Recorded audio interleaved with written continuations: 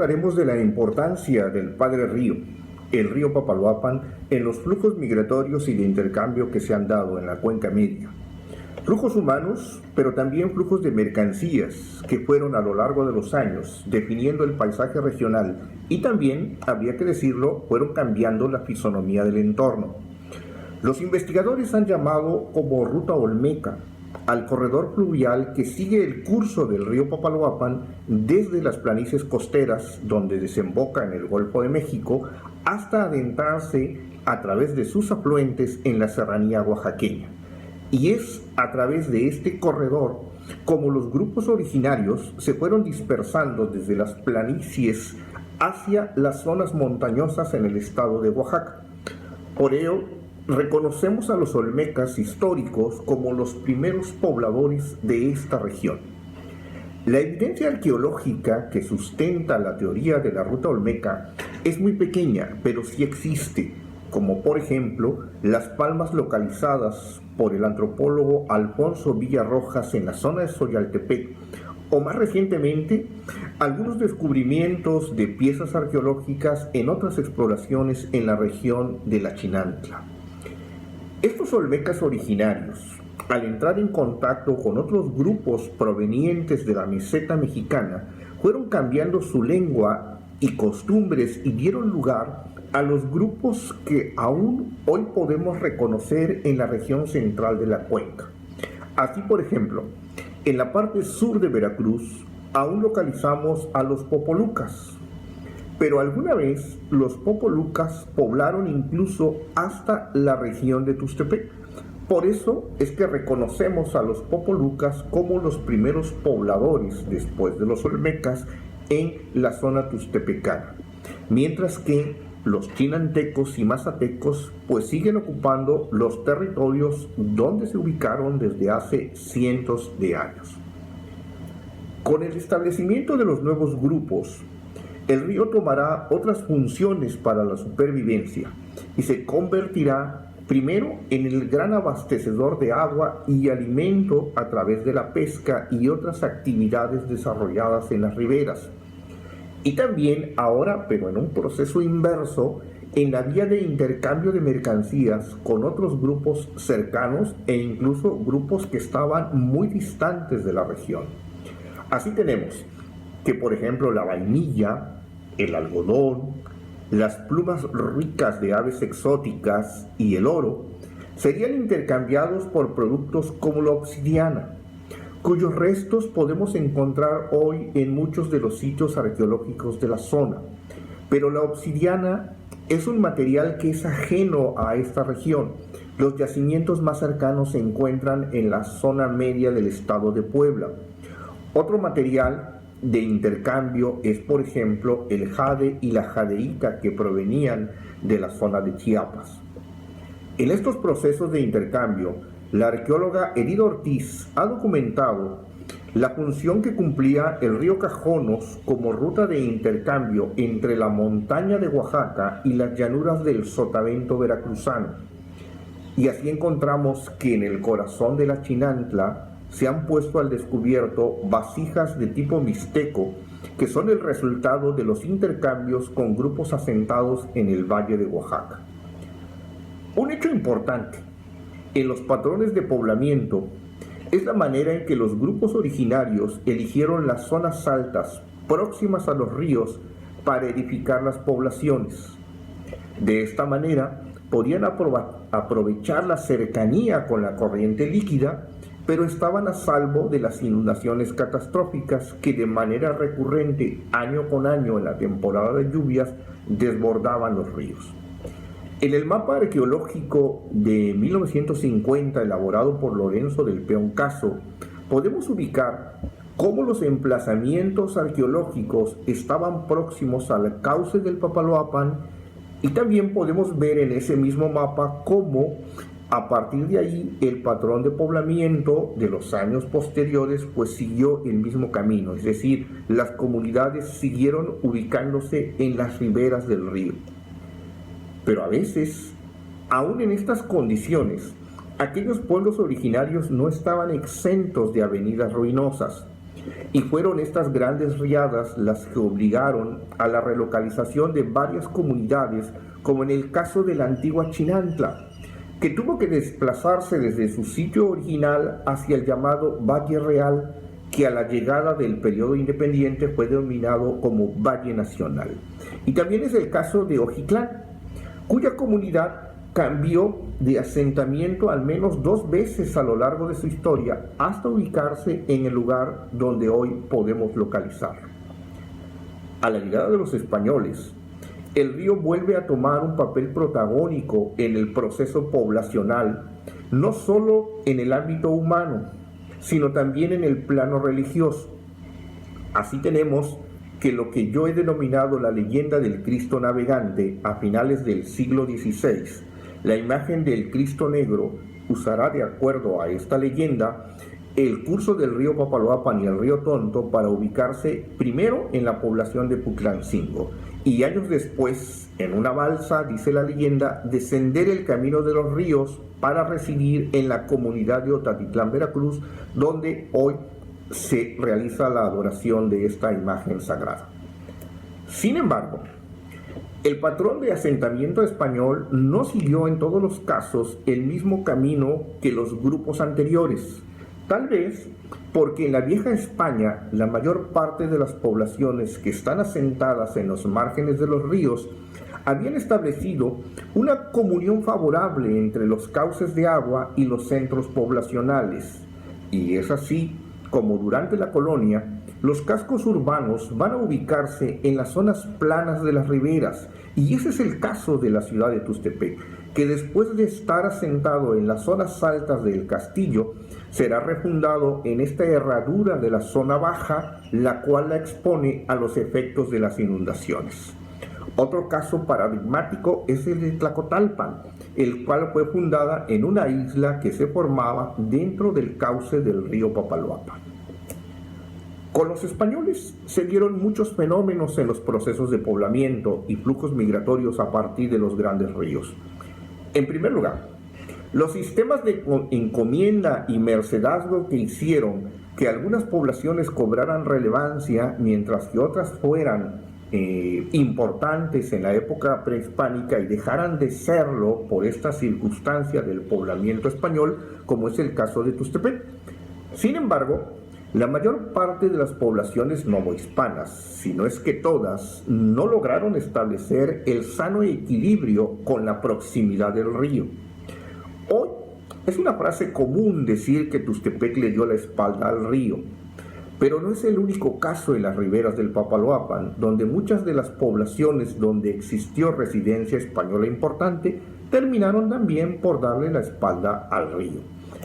Ante la necesidad de los españoles de explotar sus mercedes y tierras ganadas durante la conquista y ante la disminución drástica de la población indígena, a partir de 1530 se da la conveniencia de iniciar el tráfico de esclavos traídos del África.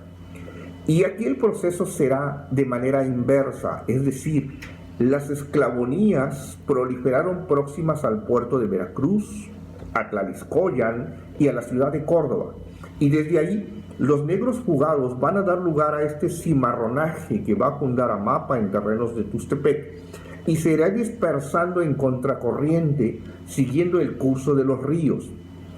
La idea de la ruta del esclavo, en el sentido de que los negros subieron desde las planicies para ubicarse en palenques y poblaciones ribereñas, lo considero poco probable.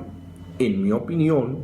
los negros alcanzaron las montañas mazatecas desde los enclaves hacendarios y posteriormente bajaron a las planicies para irradiarse en un amplio sector de la Cuenca Media, donde hoy podemos identificar los patrones de la cultura afromexicana. Con los españoles también se da un aprovechamiento mayor de los cursos líquidos como medio para extraer la riqueza. A mediados del siglo XVIII, motivado por la demanda de madera que tiene Inglaterra, se abrirán las monterías y contratos de extracción de maderas duras y maderas preciosas que utilizan los ríos y sus afluentes como uno de los principales medios para extraer los frutos maderables. Hacia el 1770, Miguel Corral hace un recorrido por los ríos de la región, identificando los tipos de madera que existían entonces y las bondades de los ríos como medio ideal para extraer este recurso maderable. Y será a finales de ese mismo siglo y durante todo el siglo XIX y las primeras décadas, cuando menos las primeras 3 décadas del siglo XX, cuando la navegación fluvial en el río Papaloapan va a incrementar el flujo de mercancías y de personas entre las poblaciones de la ribera. Con la aparición de los barcos de vapor de pequeño calado que remontaban el Papaloapan desde Alvarado y Tlacotalpan, siguiendo algunos por el río San Juan hasta Playa Vicente, por el río Tonto hasta Amapa y Soyaltepec, y por el Santo Domingo hasta Ojitlán, y finalmente por el río de Valle hasta tocar la población de Valle Nacional, tendremos un flujo migratorio sin precedentes. Primero, de ciudadanos españoles que se van a asentar en las poblaciones de las márgenes del río para incentivar ese intercambio comercial. Y con el tiempo, muchos de estos españoles tomarán carta de residencia en estas comunidades. Y hacia finales del siglo XIX, con las leyes de fomento y las leyes de deslinde,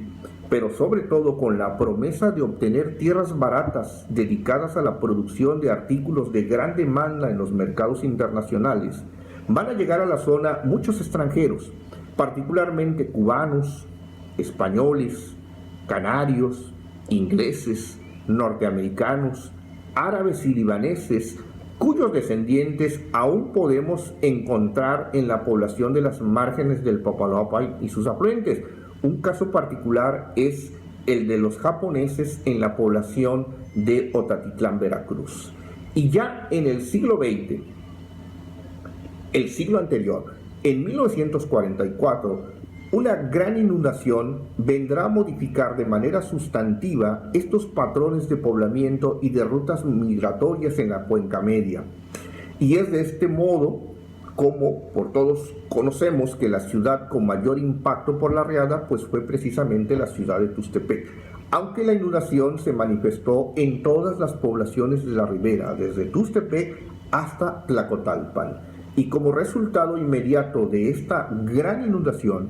el gobierno federal creó la Comisión del Papaloapan, basada en el proyecto del río Tennessee, la cual tenía como propósito controlar los grandes ríos, construir presas para la generación de energía eléctrica y crear un programa socioeconómico de gran alcance en todas las poblaciones de la cuenca del Papaloapan. Si bien no todos los proyectos se llevaron a cabo y algunos finalmente fueron modificados de forma importante desde su concepción original, lo que sí se logró fue cambiar los polos de desarrollo de la Cuenca Media, y hay varios temas en ese proceso de transformación. Por ejemplo, del lado indígena, casi 50,000 mazatecos y chinantecos fueron desplazados de sus hábitats originales para ser relocalizados en otros municipios, ya sea del estado de Oaxaca o del estado de Veracruz. Algunos de estos nuevos sitios de poblamiento estaban distantes más de 100 kilómetros de sus emplazamientos ancestrales. Y en la parte económica, se tendió una red carretera que intercomunicó a las principales poblaciones de la cuenca, dejando relegada la antigua función de los grandes ríos. De la misma forma, se propició el crecimiento de algunos centros poblacionales y el surgimiento de otros, como la Ciudad General Alemán, la cual se formó, creció y hoy prácticamente es un pueblo fantasma como centro urbano. De la misma manera, el establecimiento de grandes empresas del Estado, en especial ingenios azucareros en poblaciones clave como el caso del ingenio de San Cristóbal y el ingenio Adolfo López Mateos, fueron polarizando el flujo migratorio tanto de los indígenas desplazados, de personas de la región que buscaban una oportunidad de mejorar sus condiciones de vida y finalmente de una migración interna que atrajo grandes grupos de personas provenientes de otros estados. Y bueno, pues en los 30 años siguientes, después del 44, la ciudad de Tuxtepec terminó por convertirse en el punto nodal de crecimiento económico y comercial de la Cuenca Media.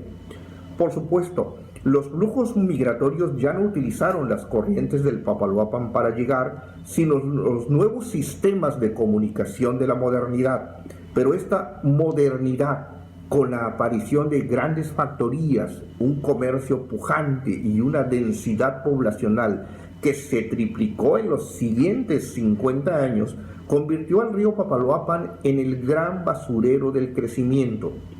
Los desechos industriales, los desagües residuales, la contaminación creciente de las aguas han sido el efecto medular de la ecología humana que ha impactado de manera frontal a la otra ecología, la del entorno, que es finalmente en donde vivimos todos. En los últimos 50 años, el proceso de asolve en el río le ha quitado prácticamente cualquier posibilidad de navegación sin que haya existido durante ese periodo de 50 años un trabajo de dragado que le dé profundidad suficiente y mejore el cauce dentro de su corriente milenaria. El Padre Río, el gran y majestuoso río de las mariposas, aunque transformado a lo largo de muchos años de residencia humana, sigue ahí.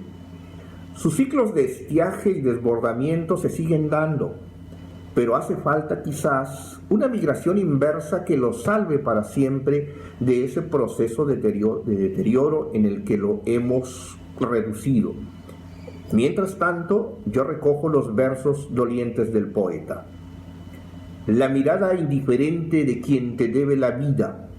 es como sale en la herida en tu pecho de gigante. Ni una voz que se levante, ninguna mano extendida, solo pus infectada, solo mugre y albañal, solo el tirano puñal de la ambición desmedida. Muchas gracias.